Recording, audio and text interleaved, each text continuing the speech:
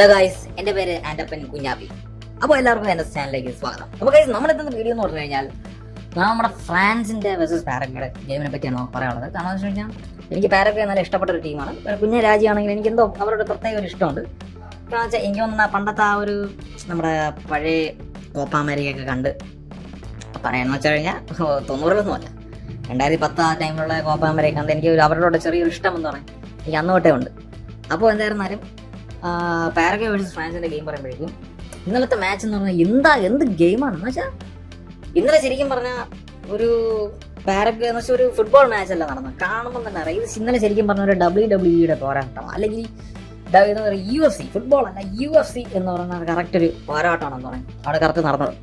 ഇന്നലെ എന്ന് വെച്ചാൽ എന്തുമാത്രം ഫൗൾ എന്ന് പറഞ്ഞാൽ ഫൗള് എനിക്ക് ഒരു ടൈമിൽ എനിക്ക് ചെറുതായിട്ട് എനിക്ക് തോന്നിപ്പോയി. കാരണം എന്ന് വെച്ച് കഴിഞ്ഞാൽ പാരഗ്വേ എന്ന് പറഞ്ഞു കഴിഞ്ഞാൽ ബോളല്ല വേണ്ടത്, ആ ബോൾ കൊണ്ടുപോകുന്ന പ്ലെയറിനെയാണ് ഇമാർക്ക് വേണ്ടത്. കാരണം വെച്ചാൽ എംബാപ്പ ഇപ്പം ബോൾ കൊണ്ട് പോകണമെന്ന് അറ്റാക്ക് ചെയ്യണമെന്ന് വെച്ചാൽ അപ്പോൾ എംബാപ്പയുടെ ബോൾ ഇമാർക്ക് വേണ്ട, ഇമാർക്ക് എംബാപ്പയെ മതി.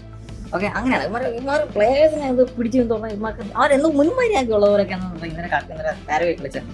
കാരണം വെച്ചാൽ ഇന്നലെ പാരഗ്വേക്ക് ജയിക്കണം എന്നൊരു പ്രപ്പോസ് വച്ചല്ല ഇന്നലെ പാരഗ്വേ കളിച്ചത്. എന്ന് വെച്ചാൽ ഇന്ന് എങ്ങനെയെങ്കിലും പ്ലേയേഴ്സ് ലീഡ് രണ്ടടി ഉണ്ടാക്കണം, വഴക്കുണ്ടാക്കണം, തല്ലുണ്ടാക്കണം, ഗുണ്ടായ്സ് ഉണ്ടാക്കണം. കാരണം വെച്ചാൽ അങ്ങനെയാണ്. കാരണം വെച്ചാൽ പക്ഷേ ഇത് ഇന്നലെ വെച്ചാൽ പാരഗ്വേ വരട്ടിയതാരെ ഫ്രാൻസിനാണ്. ഫ്രാൻസിനെന്ന് പറഞ്ഞാൽ നിങ്ങൾക്ക് ആരുടെ വരട്ടണം എന്ന് പറഞ്ഞ ഒരു ലെവലാണ് ഫ്രാൻസ്.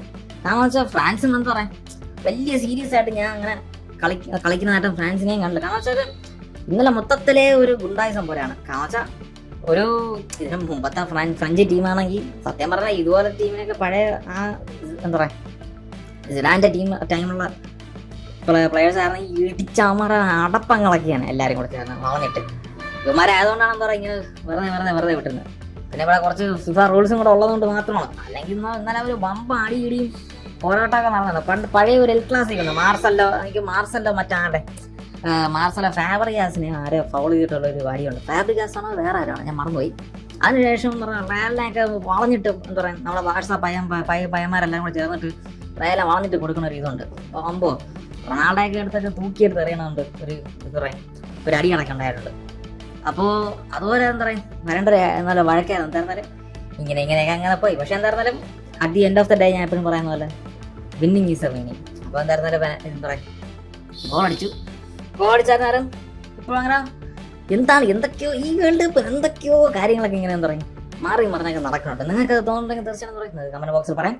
അപ്പോൾ ഗൈസ് നിങ്ങൾക്ക് പറയാം എല്ലാവർക്കും ദുബശിന.